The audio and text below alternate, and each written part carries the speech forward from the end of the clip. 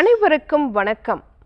இனியவை என்ற நிகழ்ச்சியில தொடர்ந்து நம்ம பெண்கள் சார்ந்த பல ஆரோக்கிய குறிப்புகளை பார்த்துட்டு வரங்க. அந்த வகையில் இன்னைக்கு நம்ம சொல்லக்கூடியது, நிறைய பெண்களுக்கு இந்த எண்டோமெட்ரியல் லைனிங் தின்னாவே இருக்குது, வளரவே மாட்டேங்குது. அதற்கான காரணங்கள் என்ன, அதற்கு நீங்கள் என்ன மாதிரியான சத்துள்ள உணவுகளை எடுத்துக்கணும், இந்த கருப்பையுடைய உள் சுவர் தடிமன் ஏன் குறைவாக இருக்குது, அதற்கான உணவு முறைகள் என்ன, சீர் செய்யக்கூடிய உணவு முறைகள் என்ன, அதை தான் இன்னைக்கு நிகழ்ச்சியில் நான் பார்க்க போகிறோம். நான் doctor MS Ushanandini, Siddha physician, Lotus women care hospital, இந்தியாவின் முதல் பெண்களுக்கான PCOS சித்த மருத்துவமனை, கோயம்புத்தூர், சென்னை மற்றும் பெங்களூர்.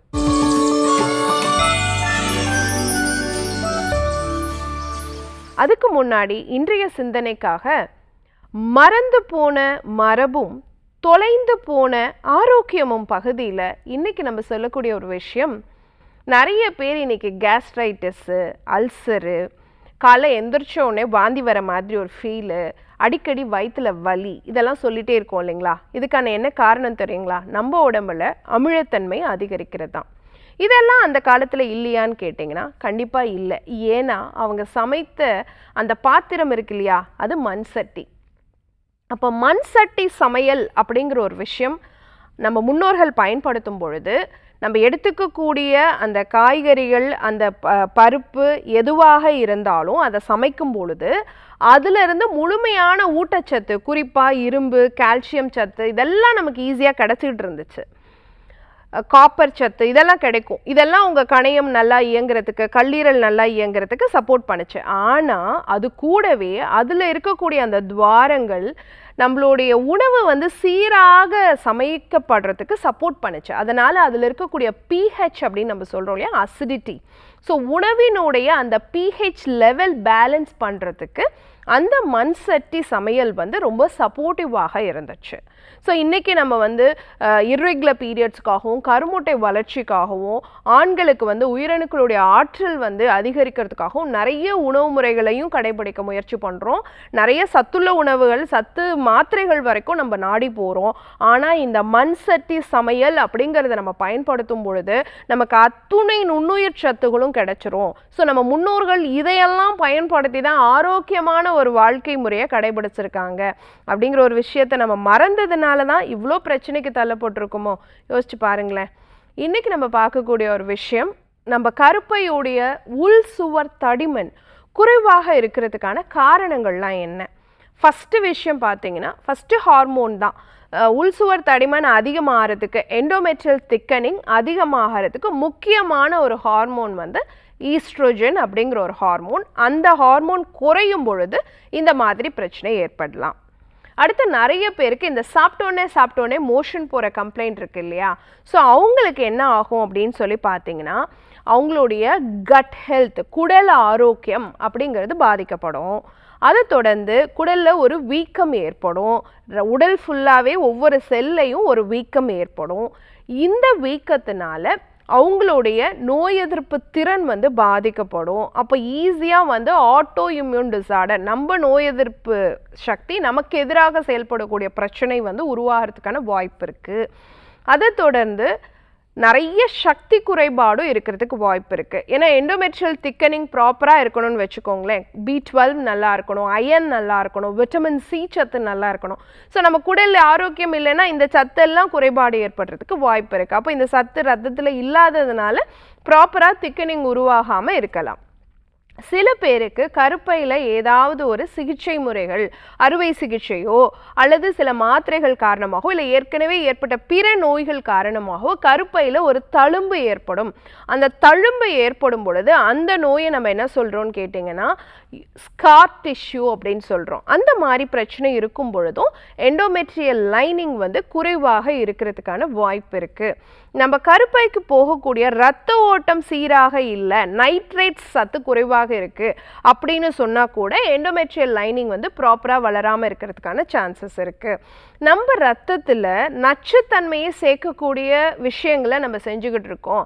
இப்போ கடையிலேருந்து ஒரு பிளாஸ்டிக் பேப்பரில் டீ வாங்கி குடிக்கிறோம், அல்லது ஒரு அலுமினியம் ஃபாயில் பாக்ஸில் டிஃபன் போட்டு சாப்பிட்றோம், பிளாஸ்டிக் பாட்டிலில், வாட்டர் பாட்டிலில் தண்ணி ஊற்றி வச்சு குடிக்கிறோம். எடுத்துக்கணும். இந்த மாதிரியான விஷயங்கள்லாம் செய்யும் பொழுது பிபிஏ, தாலேட்ஸ் இந்த மாதிரியான நச்சு பொருட்கள் ரத்தத்தில் உருவாகும் பொழுது அதை தொடர்ந்து எண்டோமெட்ரியல் லைனிங் வந்து உங்களுடைய திக்னஸ் வந்து குறையிறதுக்கான சான்சஸ் இருக்குது.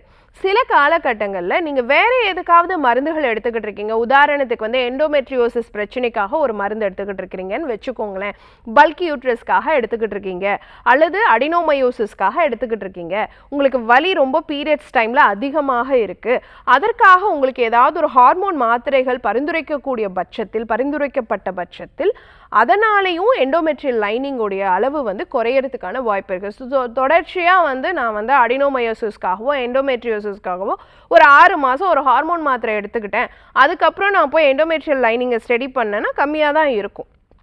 ஸோ இதெல்லாம் நீங்கள் மனசில் வச்சுக்கணும், ஏன் உங்களோட எண்டோமெட்ரியல் லைனிங் குறைவாக இருக்குது அப்படிங்கிறதுக்கு.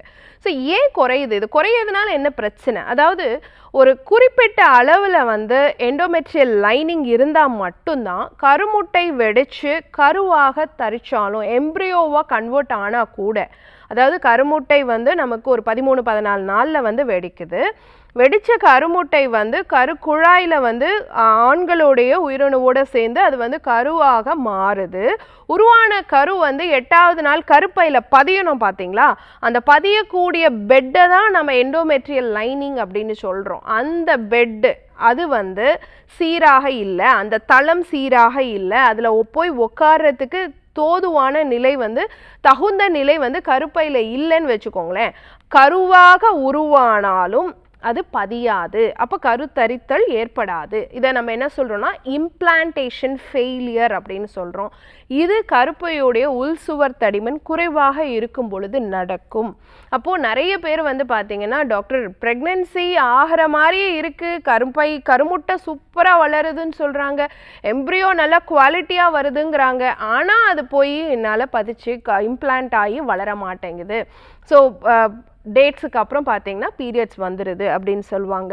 ஸோ இந்த நிலை, இந்த இம்ப்ளான்டேஷன் ஃபெயிலியர் வந்து எண்டோமெட்ரியல் லைனிங் குறைவாக இருக்கும் பொழுது தான் நடக்கும். அப்போது எண்டோமெட்ரியல் லைனிங்கை இன்க்ரீஸ் பண்ணுறதுக்கு என்ன மாதிரியான உணவுகள்லாம் நீங்கள் எடுத்துக்கணும்? ஃபஸ்ட் திங், ஃபைட்டோ ஈஸ்ட்ரோஜன் நிறைந்த உணவுகளை சாப்பிட்றணும்.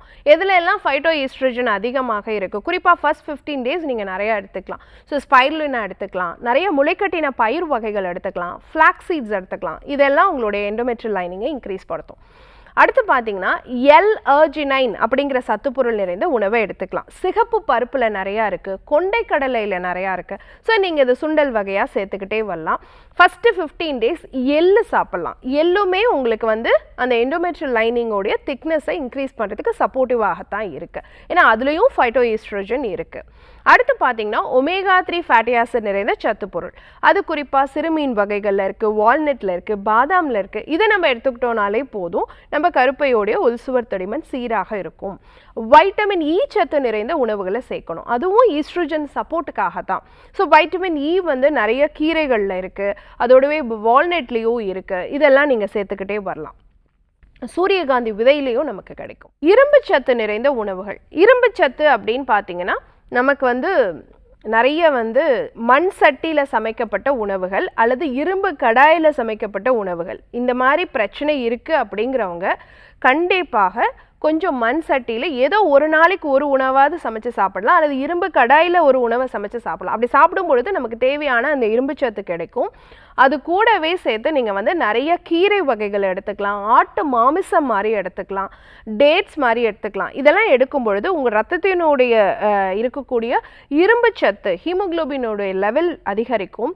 அந்த அயன் காம்போனன்ட் வந்து உங்களுடைய கருமுட்டையோடைய வளர்ச்சிக்கும் சரி, அதே சமயம் எண்டோமெட்ரியல் லைனிங்க்கும் வந்து சப்போர்ட்டிவாக இருக்கும். பீட்ரூட் மாதிரி கூட எடுத்துக்கலாம். ஸோ பீட்ரூட் என்ன பண்ணுது அப்படின்னு பார்த்தீங்கன்னா, அதில் நைட்ரேட்ஸ் இருக்குது, இரும்பு சத்தும் இருக்குது, அது உங்களுடைய எண்டோமெட்ரியல் திக்கனிங்கை இன்க்ரீஸ் பண்ணும். ஸோ அப்போது நம்ம எண்டோமெட்ரியல் லைனிங் தின்னாக இருக்குன்னு கவலைப்படுறோம், ஆனால் அதுக்கு என்னென்ன காரணங்கள் இருக்கலாம். ஒரு பக்கம் நீங்கள் சாப்பிட்டோன்னே மோஷன் போயிட்டுருக்கீங்க, ஐபிஎஸ் மாதிரி இருக்குது அப்படிங்கிறப்போ, அல்லது நீங்கள் இன்னொரு பக்கம் வந்து உங்களுக்கு ஏதாவது பெயின்ஃபுல் பீரியட்ஸ் இருக்குது, அதுக்காக ஒரு மருந்து சாப்பிட்டுட்ருக்கீங்க அப்படிங்கிறப்போ, நீங்கள் ஃபாலிகுலர் ஸ்டடி பண்ணிட்டு எண்டோமெட்ரியல் லைனிங் தின்னாக இருக்குன்னு கவலைப்பட்டிங்கன்னா பிரயோஜனப்படாது. ஏன்னா அந்த பிரச்சனையை சரி பண்ணாதான் எண்டோமெட்ரியல் லைனிங்கை இன்க்ரீஸ் பண்ண முடியும். ஸோ அந்த மாதிரி காரணங்களையும் தெரிஞ்சுக்கிட்டு அது கூட இப்போ நான் சொன்ன உணவு முறைகளையும் நீங்கள் பயன்படுத்தும் பொழுது உங்கள் கருப்பையுடைய உள்சுவர் தடிமன் ஆரோக்கியமாக இருக்கிறதுக்கு வாய்ப்பு இருக்குது, விரைவாகவும் கருத்தரிக்கிறதுக்கு வாய்ப்பு இருக்குது. பயன்படுத்தி பாருங்கள். இதே மாதிரி இன்னொரு ஆரோக்கிய குறிப்போடு நான் உங்களை சந்திக்கிறேன். இயற்கையோடு இணைவோம், ஆரோக்கியமாக இருப்போம், ஆனந்தமாக வாழ்வோம். நன்றி, வணக்கம்.